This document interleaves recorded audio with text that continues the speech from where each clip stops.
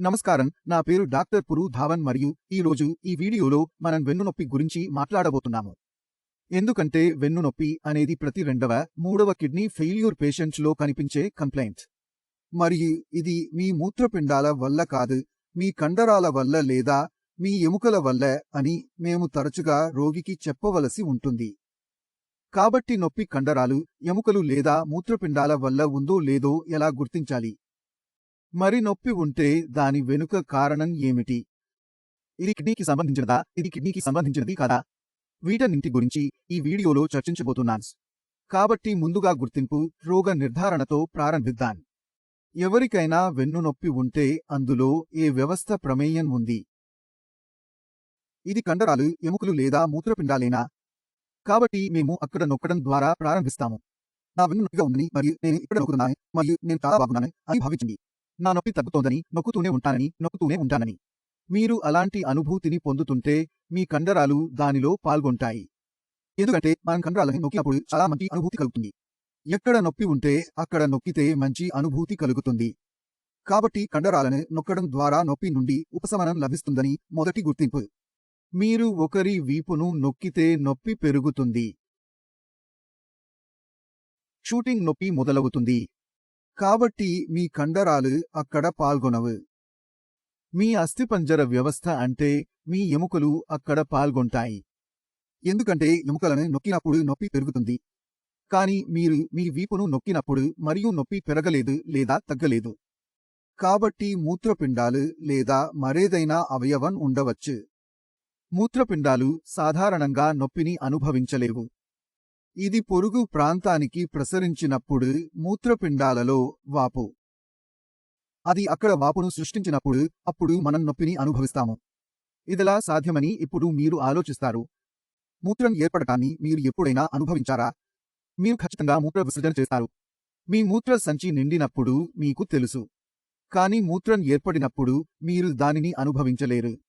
మీరు ఎందుకు చేయలేరు?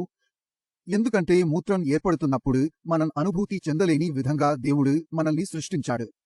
లేకపోతే నిద్రపట్టదని అనుకుంటారు. మూత్రం ఏర్పడుతోంది, మూత్రం కారుతోంది, ఇక్కడ ఏదో జరుగుతోందని మీరు భావిస్తున్నారు. అవునా కాదా? వింతగా అనిపిస్తుంది. కాబట్టి దీనివల్ల మూత్రపిండాల్లో మూత్రం ఏర్పడటాన్ని మనం అనుభూతి చెందకుండా మన శరీరం తయారవుతుంది. కానీ మూత్రపిండాల్లో ఏదైనా సమస్య వచ్చినప్పుడల్లా, మూత్రపిండాల్లో వాపు వచ్చినప్పుడు ఆ వాపు పొరుగు ప్రాంతానికి వెళ్లి అప్పుడు మనకు అనిపిస్తుంది. మన మూత్రపిండాలు నొప్పిగా ఉన్నప్పుడు వీపులో నొప్పి ఉంటుంది. మరియు ఇది చాలా బాధాకరమైన నొప్పి. కాబట్టి ఇదే ఐడెంటిటీ. నొప్పి ఇలా ఉంది. దాని ద్వారా ఇందులో ఏ వ్యవస్థ ప్రమేయం ఉందో మనకు తెలుస్తుంది. కానీ నేను చెప్పినట్లు వెన్ను నొప్పి ఇక్కడ ఒక సాధారణ సమస్య. ఎందుకంటే ఇప్పుడు 3 వ్యవస్థలు ఇందులో ఇమిడి ఉన్నాయి. కండరాలు కూడా ఉంటాయి, ఎముక కూడా ఉంది మరియు మూత్రపిండాలు కూడా ఉన్నాయి.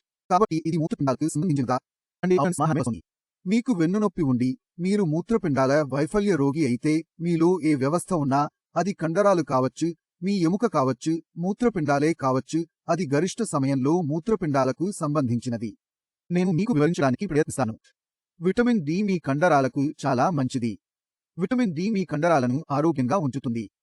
కానీ మీరు కూర్చున్నప్పుడు, నిలబడి వెన్ను పదే నొప్పిగా ఉంటే ఇది జరుగుతుంది. ఎందుకంటే మీ శరీర బరువును నిర్వహించడానికి, అంటే మీరు నిలబడి ఉన్నప్పుడు, కూర్చున్నప్పుడు మిమ్మల్ని నిటారుగా ఉంచడానికి మీ కండరాలు మరియు ఎముకలు నిరంతరం పని చేస్తూనే ఉంటాయి. మన కండరాలు బలహీనపడి విటమిన్ డి లోపం ఏర్పడితే కండరాల్లో నొప్పి కనిపిస్తుంది. కండరాలు అలసిపోతుంటే, అంటే మీ కండరాల స్టామినా తగ్గిపోతే అప్పుడు మీరు కండరాలలో నొప్పిని కూడా చూస్తారు. మరి ఆ బాధ ఎక్కడ కనిపిస్తుంది? దిగువ బేరింగ్ ప్రాంతంలో, అంటే మన మొత్తం శరీరం యొక్క బరువు ఎక్కడికి వెళ్తుందో ఆ ప్రాంతంలో, అంటే మీ కాళ్ళు మరియు మీ వీపు కూర్చున్నప్పుడు మీరు ఇక్కడ ఎక్కువ నొప్పిని అనుభవిస్తారు.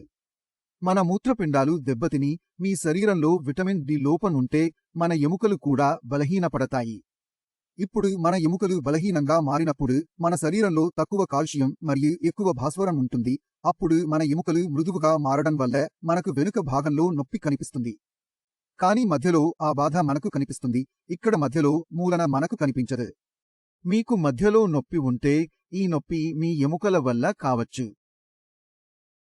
కాబట్టి ఈ 2 కండరాలు మరియు ఎముకలు. మూత్రపిండాల నొప్పి ఎక్కడైనా ప్రసరించవచ్చు, అది తగ్గవచ్చు మరియు పైకి రావచ్చు. మీకు చాలా నొప్పి ఉంటే మీరు చేయవలసిన మొదటి పని వెళ్లి అల్ట్రాసౌండ్ చేయించుకోవడం. ఎక్కడైనా రాయి చిక్కుకుపోయిందో లేదో చెక్ చేసుకోవాలి. ఎందుకంటే తరచుగా మనకు నొప్పి కనిపించినప్పుడు, మూత్రపిండాల వల్ల నొప్పి వచ్చినప్పుడు మనకు ఖచ్చితంగా అక్కడ రాయి వస్తుంది. కాబట్టి మనం ఏం చేయాలి? మీరు అల్ట్రాసౌండ్ చేయించుకోవాలి. మీరు అల్ట్రాసౌండ్ చేయాల్సిన అవసరం లేదు, మీరు సిటీ చేయించుకోవాలి. కానీ మీరు దానిని గుర్తించాలి. మీరు మొదట రోగ నిర్ధారణ చేయాలి. నొప్పి ఉంటే అది ఎందుకు జరుగుతుంది?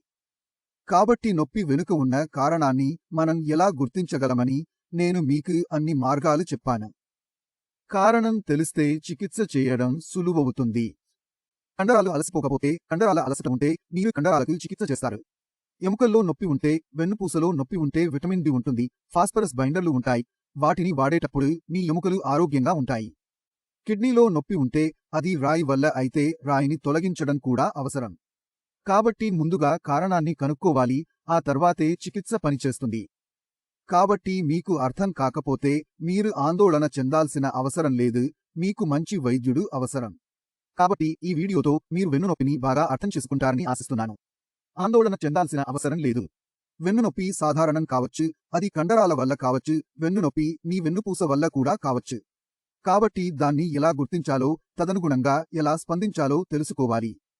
చికిత్సను వైద్యులకు వదిలేయండి. అయినా మీ మనసులో ఏవైనా సందేహాలుంటే, ఏదైనా అడగాలనుకుంటే నేను అందుబాటులో ఉంటాను. నా మొత్తం వైద్యుల బృందం అందుబాటులో ఉంది, మీరు వారితో కూడా మాట్లాడవచ్చు. దీనితో నేను మీ సెలవు తీసుకోవాలనుకుంటున్నాను. తరువాతి వీడియోలో కలుద్దాం. అప్పటి వరకు నమస్కారం. नमस्कार।